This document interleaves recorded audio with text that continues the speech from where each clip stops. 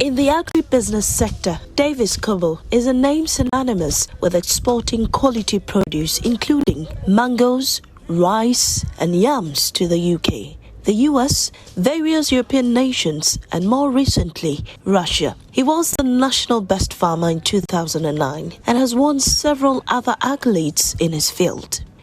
Agri is a business. You don't just produce to feed the society. Is demand driven. So I go out, and because it's a business, we have managers who scout. You go out to look, know eavesdrop, and know what exactly the market is looking for. And if you chance on companies who are interested, you go and discuss and negotiate and strike a deal. Davis is one of 22 children. Born to a prominent chief in Somanya in the eastern region, he developed the wit and grit for entrepreneurship at an early age. Grew up in Accra, Koforidua, because I was attending school in Accra, North Kaneshie, born and bred in North Kaneshie. Oh, and so you see the St. Teresa's roundabout, the one at the North Kaneshie, yes, the Audome Cemetery. If you enter all the pillars over there, the terrible pillars, I did it. And it's one who asked why. Because at that time we needed money. Despite the prospects of a career in engineering, Davis settled for a life in farming, stepping into his father's footsteps. He owns over 11,000 acres of mango farms in the eastern, Savannah and Upper East regions and has over 100 workers under his wings. Basically, we produce mangoes for exports and also for the domestic market. We supply to Blue Skies and HPW. When we go to the north, we have another wing there. When we go to the north, we are no more Cottonwood, we are Mango City. Mango City because we felt, look, that is where the land is, so we are creating a whole city with mangoes. Navrongo, we have 10,000 acres land, but we've been able to develop just 1,000 for mangoes, but we do maize and sorghum there. Dabuya, we have 10,000 acres now, we've developed 2,000 acres plus, and we do maize and sorghum there too. Work was running smoothly until the COVID-19 pandemic struck, bringing with it unprecedented challenges. With the air and land borders shut, almost all economic activities ground to a halt. Davis found himself at the crossroads. He had to choose between laying off his dedicated workers or finding other ways to keep the business afloat. When disaster struck, our mind also struck, eventually shattered.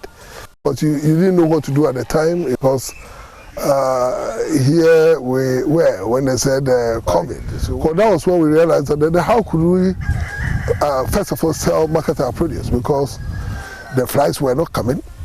And I'm not sure anybody can walk and carry produce to Europe or the UK.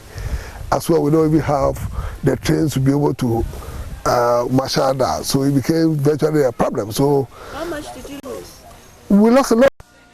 But here's where Davis stood apart, full of empathy and a commitment to his team. He made a courageous decision. Instead of layoffs, Davis chose to sacrifice and stand by his workers, even though his business teetered on the brink of a shutdown. He used monies saved for reinvestment to rather pay salaries. He knew it wouldn't be easy, but he was determined to weather the storm. At that time, we even had issues like BBS, so we're not making meaningful profits. So we're still going down a bit, but then we're trying to recycle the very savings we've done for the past years to be able to sustain the company. All of a sudden, this big one too. So the decision wasn't easy. What happens is, it means every now and then you need to bring people back to train and a whole lot. But I didn't lose them because they realized that I was there for them. Something inside so strong. The months that followed were filled with uncertainty, but Davis and his team persevered.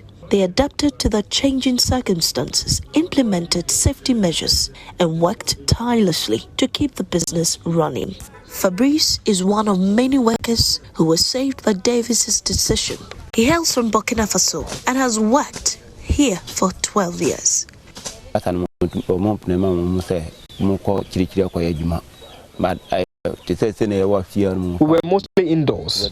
We couldn't go out because nobody wanted to contract the virus. It was a time we couldn't even see our friends.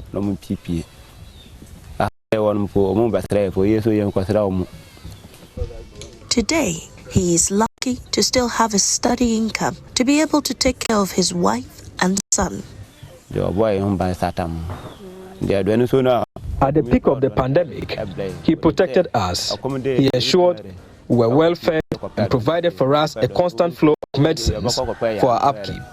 He really took good care of us. For me, employing them, making sure that they can put 3 square meals on a table for their family and extended family, that affects positive impact on the extended family, I'm fulfilled. Yes, because human face, you couldn't have it. In the face of adversity, Davis exemplified resilience and compassion. In the toughest of times, he held on to hope for a better time.